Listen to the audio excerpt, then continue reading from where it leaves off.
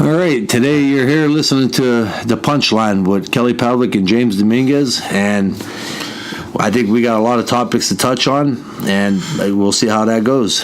Oh yeah, we took a little bit of break. We had to get some technical problems and some new software updates and things like that, and I'm happy we're back.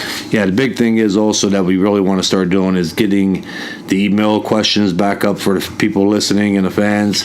That way we could answer questions, and eventually, we're working on getting to have a live phone call in. So, it's all process, and hopefully quicker than later we get that done. Well, I think we're set up for the phone calls now. It's just, I think it's easier if we get it set up a little bit better. But I'm just happy we're back starting again. We had to make a few changes with the format, which is nothing wrong with that. It's gonna, with any success, there's got to be some change. Yeah. But okay. Let's get into the one topic that unfortunately we have to get in. And I think there's bigger things out there still this year in 2017 to talk about. But the first one that we have to talk about a little bit. Mayweather-McGregor. All right. I want to hear your side to this. I think it's a well-orchestrated circus. I really do. I think that there's not bad blood between these guys. They're businessmen, Do I think there's going to be a real fight? Yes. But I disagree on that, but I'll let you finish. Okay. Well, I think that I think the speaking, the public speaking they did was like a big circus. It was kind of over the top. It was awful. That whole yeah. But what do you think as far as the fight? Well, the fight, I don't think McGregor has a shot. I mean, you're fighting a guy that's been the best fighter of most of our generation. You know what I mean? 21 years is the best fighter in the world. We got a buddy in the other room who's going to be coming in, and we're going to get him on for a little bit. He fights. He messes around with the MMA. He has a totally different look on it, and he thinks that McGregor is going to win this fight. They all do. Now, I don't know if he's sniffing paint out in the parking lot, but... Well, the thing is, some of the best MMA fighters in the world, and I'm actually friends with a few of the top guys that I've talked to. Matt Brown, he said that Conor McGregor don't have a fucking chance. No. Well, he don't.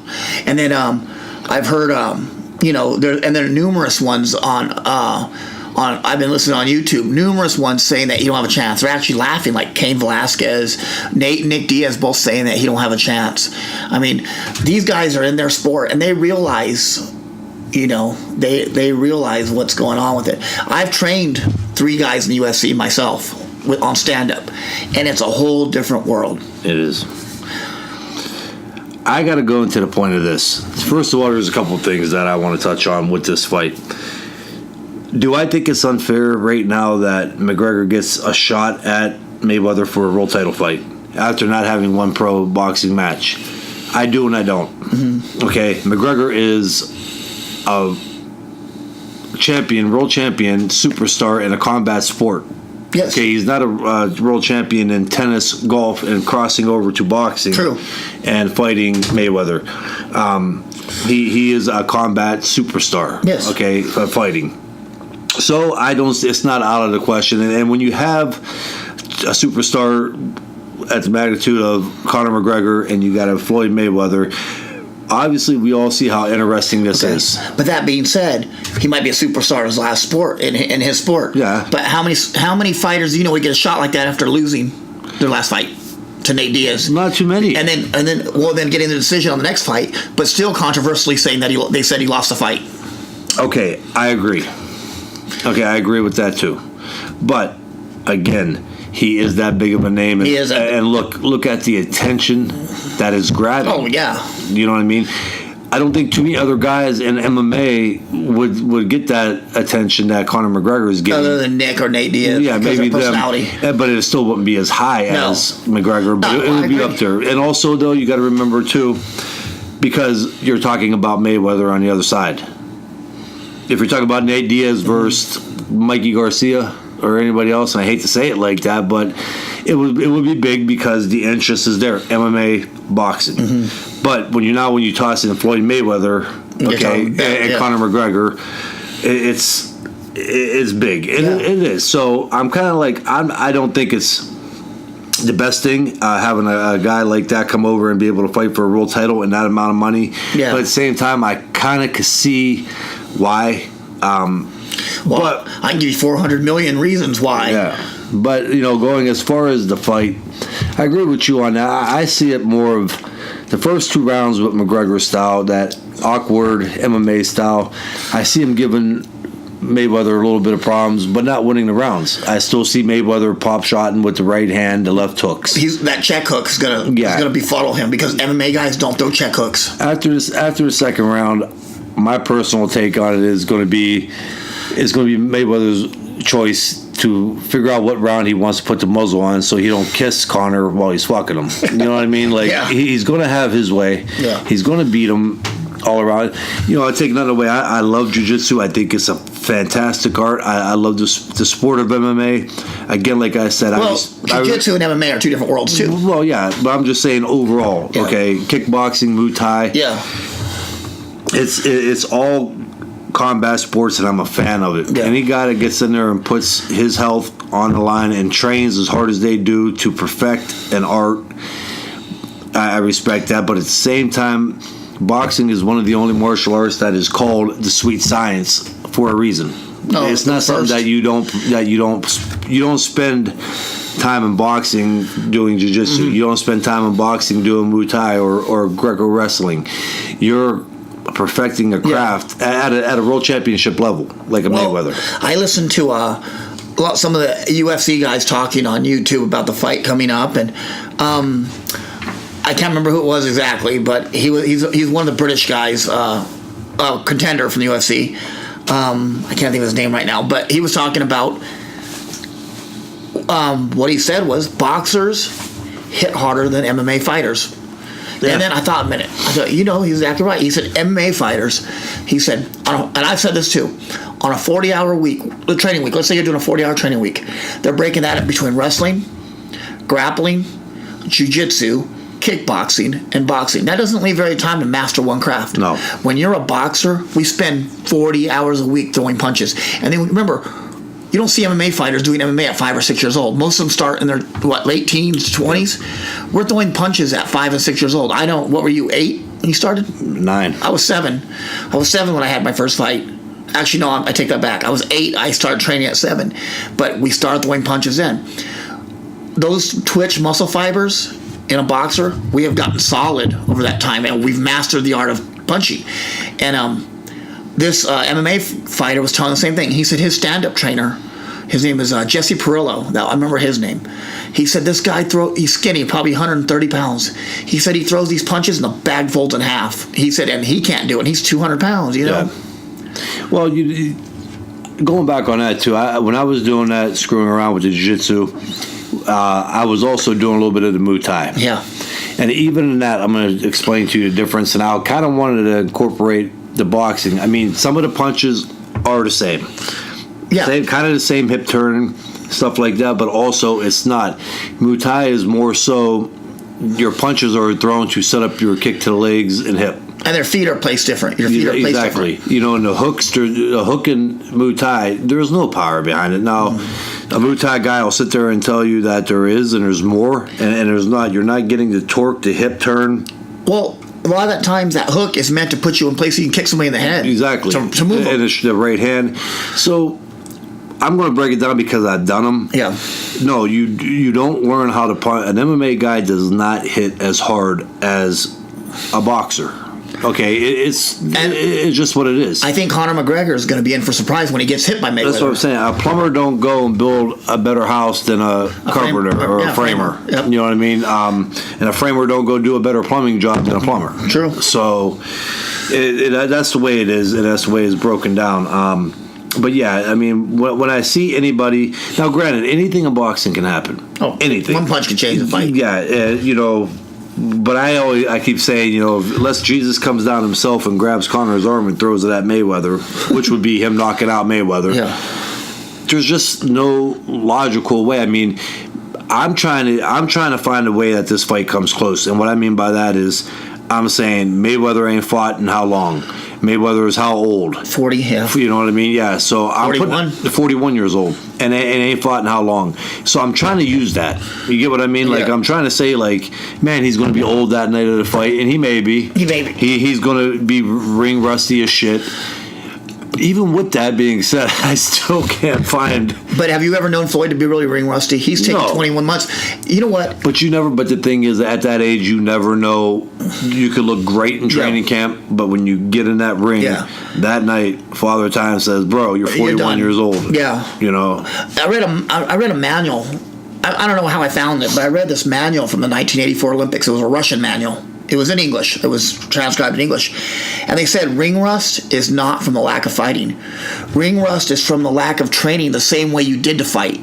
Because, you know, when people take time off, they don't train like they are to fight. They train just to keep the weight off. They don't. But that's what real ring rust. It's not fighting, because the 38 minutes of fighting you're doing, or the 9 minutes as an amateur, is the easy part. Yeah. When you're sparring, when you're in camp, you're sparring, what, 3 to 5 times a week? Yeah, you know, and I think 3 rounds or 3 times a week is plenty, especially when you start picking the rounds up the farther you go in, because you know how I did it, and I like the way I did it. You know, we started off 4 or 6 rounds the first 2 weeks. Yeah. Maybe like beginning of midway through the 3rd week, almost a half point of training camp, we hit the 8 rounds, and then right after 8 rounds, if it's a 12-round fight, we do 2 10s, and then we do a 12-round one time. You know, to get that in, the 12 rounds. So mentally, you know you can do 12 rounds. And then we go back down. We jump down to 8, 6, and 4. Well, I wanted to tell you about this, too. But 3 times should be enough. I'm sorry. I have a good friend named Nicole. Nizzy, we call her. Very good jiu-jitsu. She trains under 10th Planet, under Eddie Bravo. She, you know, good fighter. She's a fire inspector in California. But she's training for the firefighter police games. They compete against police officers. She's been training under a great trainer for the past few months here. But the thing is, I did. You know, she's doing 1 minute rounds. She's sparring 5 times a week. Hey, 6, 7 rounds at a time. I said, you know what? And her body is literally falling apart. Her shoulder, her hands, everything. And I said, you need to rest. They go, no, they want me to keep sparring. I said, no. Yeah. You're sparring for 3 rounds for 3 minutes. You're better off being in worse shape than being wore out from training. Wore out training. So if, you know, when your muscles get to a point where the fatigue and they ain't got nothing left, you're in worse shape than if you're in bad shape. I told her, if you're going to spar for something like that, two times a week, I mean, you're only fighting for anywhere from 3 to 6 minutes. Because another thing is, it's not. When you get into that, there's a lot of things you could do. You could train, just say like powerlifting or weightlifting or bodybuilding. You could put your body through a crazy amount of training, but you could also supplement and eat and do things to refuel that body quickly. And, you know, obviously supplements that could testosterone, raise that, which helps heal the body. Yeah. But when you're fighting in a competitive combat sport and you got to make a certain weight, you know, you can't go spar 5 days a week, but be like, you know what, I'm gonna pop a testo fuel and I'm gonna eat the shit out of steak and fish and oysters and carb up the day before. Yeah. You can't do that because you gotta make weight. Yeah. And you get tested. So what happens is you're expending. It's like running your car. It's the same thing as running your car like crazy with no oil in it. Exactly. What the hell is going to happen eventually? The oil's going to say, fuck this. Fuck this noise. Yeah. But, you know, the body's the same way. I'm sorry, you got to rest your body. It does not hurt for you to take a night off. But we jumped off the fucking Oh, I know. But this reminds me of that ghost story that we were talking about when, like, haunting and scared, and you brought up a fucking turtle on vodka. I know, but you were talking about training, and you know what? That just hit me in the head. And that's what the show's about. I mean, it is. I wanted her to hear what you had to say on it. You know what I mean? Hey, look, when I say it, I'm just a fucking old washed up amateur. Do you know what I mean? But when you say it, overtraining, like I said, you're better off being out of shape, a couple pounds overweight, and not running and maybe even smoking 2 packs of cigarettes for a week, than having your muscles actually depleted. Because what happens is you start losing all the proteins out of your muscles, all your carbs will go for naught. You're fatigued, and then it's really hard to recoup. Yeah. You got to take time off, and then really now you got to go back and kind of binge eat on certain things, healthy foods to get that back. It takes, even like, for a matter of fact, even in pro boxing for a fight. When you make weight, okay, but you go those amount of days draining yourself and sometimes just without even water in you. Yeah. Okay. When after you make weight, you got 20 hours or whatever to try to recoup. You're still not fully recouped. The only thing that makes it comparable or fair is that the other fighter was hopefully going through a little bit or the same thing that you were going through. Yeah. So now you guys are still on the same. You guys are fighting at 70%. Yeah, you're on the same ball field, playing grounds. But your body, you still couldn't get your body back to 100%, even 3 days to 4 days after. I always felt I was at 70, 80%. Yeah. Most fights. And, I always felt like, and then especially like major tournaments for us, we were making weight every day. Yeah. For 4 or 5 days, you had to make weight. So we were never getting that food that we wanted. Yeah. And that's the thing, man. But getting back to Conor and Mayweather, I want to get done with that. We're at that time limit where we're going to break anyways. Yeah. But, I just think, it's ridiculous for anybody to sit there and really say that Conor McGregor. Those are your true MMA fans that are, and I'm not picking on MMA fans at all because we do our fair share of cracking on boxing fans too. Oh yeah. But just anybody in general that thinks Conor has a chance, and mainly it's going to be your MMA fans, are just so stuck in one fucking. They're ignorant to the sport of fighting. Yeah. I'm not going to say boxing or MMA. They're ignorant to the sport of fighting. Yeah. And they don't know what the fuck they're talking about. They're too naive. You remember, their only exposure to the sport, boxing fans, we have an amateur program where a lot of these guys try it out or they spar. A lot of these guys don't have the same exposure to the MMA. They're just not going to get in there and spar. They're not going to go to camp. And what the problem is, their only exposure to it is sitting at BW3s with a tap-out shirt. Exactly. Being fucking and then tap-out shirt or affliction shirt, wearing one of your affliction shirts, and then fighting in the parking lot after the wings are over with. You know what I mean? Exactly, because there is no way on earth that Conor McGregor, and even getting into that, we've watched. Okay, there's already been films of Conor getting beat up by an amateur boxer, Chris Van Dorn. Yes. Yeah. Van Heat from Australia, the champion. Exactly. He's not an amateur. So how come nobody's really taking these and showing? Okay, yeah, but he's and not then amateur. we heard the rumor. From what I understand, is not a rumor. But he just got knocked the fuck out in sparring. No, I think he got knocked out cold. No, do I think he got dropped and by Brandon Rios? Yeah, I think he get dropped and he was on his ass pretty good for a second or two. Yes. Yes, I do. You know what though? People are saying, "Oh, well, no, it didn't happen." Well, you know what? I know Jesse Vargas, who put the rumor out, who said it. Jesse's a world champion. And from what I hear, he's a very reliable source. Very reliable. And a very reliable, very honest kid. This is a trainer. Joel Diaz. No, there's another guy too who was just on. They interviewed him. Oh yeah. I know the trainer. A black guy with dreadlocks. Yeah, I know what you're talking about. Yeah, but his trainer, Jesse's is Joel Diaz. Yeah, but this guy is I can't remember his name too, and I heard of his name, but he's a very reliable source too. Yeah. When I tell you that, I mean he's got a good resume. He's worked with he's been in big gyms and worked with good fighters. Well, you know as well I do in the sport of boxing. Where there's smoke, there's fire. Yeah. Do you remember when they talked about Adrian Broner being knocked out by Errol Spence? Yeah. No, it never happened. Errol Spence said, no, it never happened. 2-3 years later, say, yeah, it happened. And Errol's like, yep, now. Well, because they got to watch, too, because in these contracts and when they get in a training camp, the disclosures and everything else. Conor has a very expensive disclosure. Yeah. Like $1 million. If I'm in Brandon Rios, I ain't going to say shit. I'm going to say, I don't even know the guy because why wouldn't you? But he's protecting his own. But also, too, with a good attorney, those kind of go for naught. I mean, you could always sit there and turn around and be like, I don't know who leaked it. Yeah, I seen it, but Jesse this person, but even if you're Jesse Vargas, I don't know. I mean, I heard it, and somebody said it out in the street, and I don't know where they got it. My thing is this: who leaked it to Jesse Vargas? I don't know. Yeah. But anyways, we are going to take a quick break here and be back on. You're listening to The Punchline with James Dominguez and Kelly Pavlik.